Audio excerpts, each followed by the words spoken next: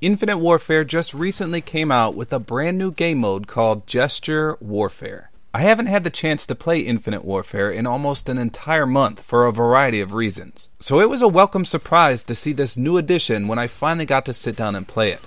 I've seen mixed reviews on the game mode so far, with most of the negative complaints coming from willywank and wiswogs that have probably never even played Infinite Warfare in their life, let alone the new game mode. So I put some dedication into this new game mode last night, and I wanted to share my thoughts as well as a few things I learned. First up, the rules. The match is in a free-for-all format with a total of 10 players. For some reason though, the score only goes up to 20 instead of 30. So there's 9 predetermined gestures given in a random order. It doesn't matter if you select one before the game begins because it won't be there. So let's cover these 9 gestures, just in case you're not familiar with what each one is or what kind of damage they do. First up is the head crush, which is a pinching motion with your fingers. This causes normal damage, not explosive, and is one of the harder ones to use. Next is bang bang, which is a finger gun and essentially the eraser gun. It's got a fairly short duration and it's great at long ranges. Then there's boom, which mimics an explosion with your hand. This one is fairly quick to use and it has an explosive effect, making longer range targets difficult to hit. Next up is you're dead, which is the Undertaker's throat slash. This one is always a headshot on your opponent, but it's just damage, non-explosive. And I'm not kidding either, it's 100% confirmed to always be a headshot. Next up is crush, which is the Darth Vader implode you squeeze. This one is by far the hardest to use. It takes a long time and it's very easy to miss with. It also deals normal damage and is non-explosive. The next one is my favorite, the Jackal Toy. This toy aircraft shoots 3 rockets and it takes quite a while to use. Its 3 projectiles are all explosion based, and it can offer you the most multi-kill potential out of all the gestures. Just be warned, it's also possible to kill yourself in the resultant explosion. Next is the Rc8 Toy, which is just as it sounds, a toy Rc8 that makes a few pew-pew noises. This one also has a long delay to use, deals non-explosive damage, and can hit multiple enemies due to its repeated attack. Next is Light It Up, which basically whips out a lighter.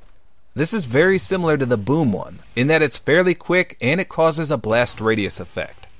Lastly, there's Flick. The chin flick is a nice Italian way of saying you couldn't care less.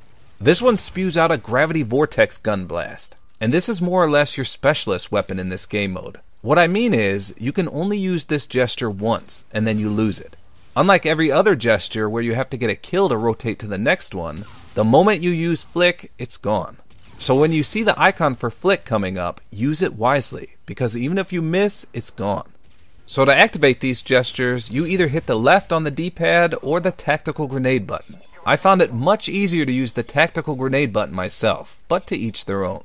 Now when you get a kill with a gesture, it acts like gun game in that you rotate to the next gesture. In addition to being able to get a kill with these gestures, you also get a throwing knife and you can knife people normally as well. Each time you get your first kill, regardless of the manner you do it in, you get scavenger and you can get ammo for your empty Kendall 44 pistol. And speaking of perks, there's a few bonuses available as you progress with kills. As mentioned, 1 kill gives you the scavenger perk. At 3 kills, you get the quick draw attachment for your Kendall 44. At 5 kills, you get steady aim. I should note that this can be extremely valuable, as you're able to hip fire your Kendall 44 while using any gesture.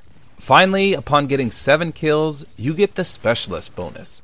This grants you some bonus perks, but I'm not certain what these are exactly. So when I first tried this game mode out, I died 5 times in a row and I was beyond frustrated. In fact, my first 10 games or so, I didn't even place top 3 in any of them. However, as with many of the special game modes in Infinite Warfare, this one doesn't affect your KD ratio. I've seen many people claim it is affecting their ratio, so I'll go ahead and prove it doesn't here. As you can see, prior to the match, my KD ratio is 1.533 and my win-loss is 1.568. I then proceed to get my ass handed to me by Twisted Lightning, going 8 and 11 in the process. After the match, despite my subpar performance, my KD ratio remains the same at 1.533. This mode does appear to affect your win-loss ratio though, as mine dropped from 1.568 to 1.565. It's free for all game rules, remember, so a top 3 performance counts as a win. And by the way, shout out to Twisted Lightning for recognizing me as a YouTuber in the lobby. I always love it when people do that. Now after getting used to the gestures, the game mode becomes increasingly more fun. Each gesture has a different time to kill, so you need to get the feel for each one to really excel at the game mode. Memorizing the pictures of each gesture to the left of your throwing knife helps immensely. For example, the Crush and the Rc8 Toy gestures both take a little while before the kill part of the gesture happens. Knowing this, you can activate the gesture and then face a doorway and hopefully catch an enemy walking through it at the kill portion. I should note that some of the slower performing gestures have the capabilities to score you a double kill, which is a great balancing feature. The other great thing about this game mode is that it can help you complete some of the more difficult challenges. Each gesture is associated with a weapon or item in the game. For example, I'm certain most of you figured out that the Bang Bang gesture is obviously the eraser gun. I went through and tested each of the 9 gestures to find out which weapon or item correlated to it, and the easiest way to do this was to watch the final kill cam, as it displays the real weapon down below. So of the gestures, the Head Crush, You're Dead, the Crush, and the Rc8 Toy all give you credit as if you used the Kendall 44 pistol. This includes camo challenges as well as attachment challenges. As mentioned already, the Bang Bang gesture is the eraser gun. The Boom and Light It Up gestures are both actually cluster grenades, and the Flick gesture is obviously the Gravity Vortex gun. So you may as well use the Striker rig when you play Gesture Warfare, in the hopes that you can score a double or triple kill with your Flick gesture, and then get credit towards those ridiculous Gravity Vortex gun challenges. Lastly, the Jackal Toy is a strange one. Again, as I mentioned earlier, it shoots 3 rockets. However, each rocket is actually a separate launcher. The first rocket is from the Spartan, the second rocket is from the Howitzer, and the third is from the P-Law. So for those trying to level up the Howitzer, you could try and get a kill with the second blast, although that's easier said than done. Now I could see why some people may initially dislike this game mode. Getting stuck on some of the longer to use gestures can be pretty frustrating, in particular when it seems like all your nearby enemies have the quickest ones at their disposal. It's all about timing though, which is why I think you need to stick with it for at least 10 games or so until you get the hang of each gesture. Once you can preemptively target doorways and choke points with the longer gestures, you'll be on your way to success in no time. Don't forget to chuck a throwing knife or use your pistol if necessary as well. I think the biggest complaint I've seen is actually due to the pistol. Many people are saying that there's knife-only players or pistol-only players essentially ruining the game mode.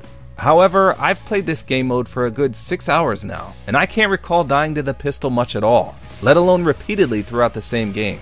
Overall, this game mode is definitely creative. If you've been sweating your dick off in Team Deathmatch, it's a nice change of pace to hop into Gesture Warfare and relax without worrying about your KD ratio going up in shambles. The only complaint I have is the score limit. I think it should be 30 instead of 20. But other than that, I found it to be quite enjoyable. If I had to sum up the game mode in 2 words or less, I'd say frustratingly fun.